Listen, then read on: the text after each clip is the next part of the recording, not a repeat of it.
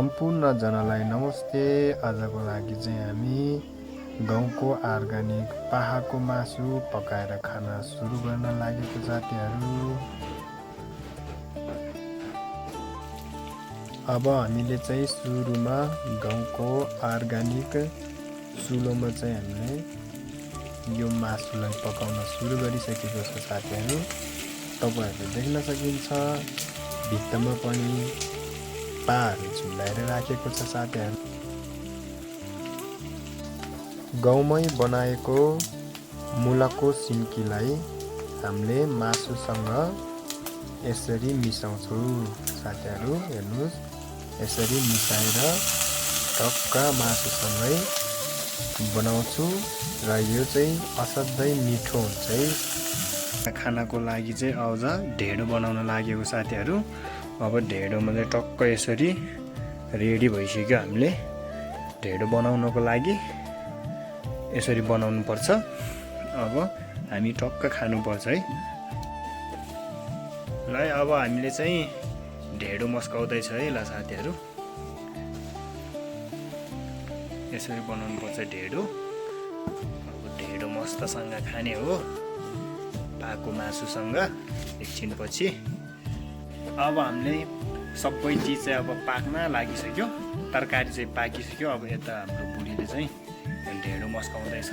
अनि एकछिन पछाडि चाहिँ हामीले टक्क ढेँडोसँग चाहिँ खाने हो साथीहरू। कस्तो लाग्छ है। ल है त साथीहरू, अब हामीले यो गाउँघरको अर्ग्यानिक चुलोमा चाहिँ बनाएको चाहिँ हामीले अर्ग्यानिक खाना चाहिँ हामी एकछिनपछि खानेछु है साथीहरू। एकछिनपछिको भिडियो हेर्दै गर्नु होला है।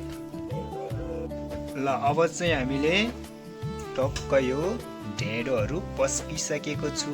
ल तरकारी पनि हाल्दैछु, अझ पाको मासु र ढेँडो मस्तसँग खाइदिने। कस्तो फिलिङ भइरहेछ हौ बुढी? कस्तो मिठो हुन्छ नि। अब हामी सबैजना चाहिँ खाना पस्किसक्यौँ साथीहरू। यता आमा हुनुहुन्छ, यता छोरा हुनुहुन्छ, यता चाहिँ हाम्रो बुढी। ल अब खाना सुरु गर्ने। ल है, खाने है त हामी सबैजना। यो चाहिँ पाको मासु साथीहरू, पाको मासु यसरी खाने।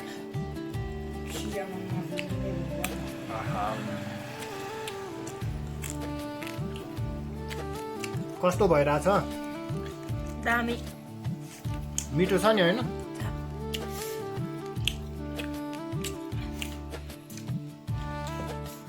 अनि आमा, तपाईँलाई मिठो लाग्यो? खोइ त अनि मासु देखाउनु नि त। खोइ मासु खानु नि त, मिठो भयो त खानु। अनि छोरो, तपाईँलाई मिठो लाग्यो? आज छोरो बोल्दै बोलेन, किन हो? रिसाइरहेछ? अनि यता मिठो छ। खोइ खोइ, अहो ल हेर्नुहोस् त, यसरी खाने हो अर्ग्यानिक चिज। गाउँमा बसिसकेपछि यसरी खानुपर्छ है अर्ग्यानिक चिजहरू चाहिँ हामी।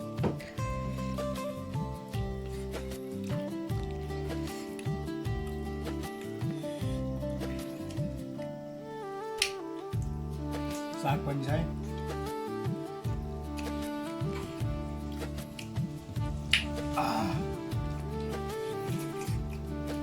पापड पापड,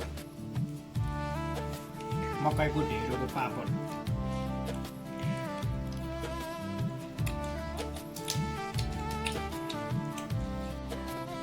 फाइनली साथीहरू, हामीले चाहिँ खाएर सकिसक्यौँ र एकदम मिठो लाग्यो। र यो भिडियोलाई सब्सक्राइब गर्न चाहिँ नबिर्सिनु होला है साथीहरू।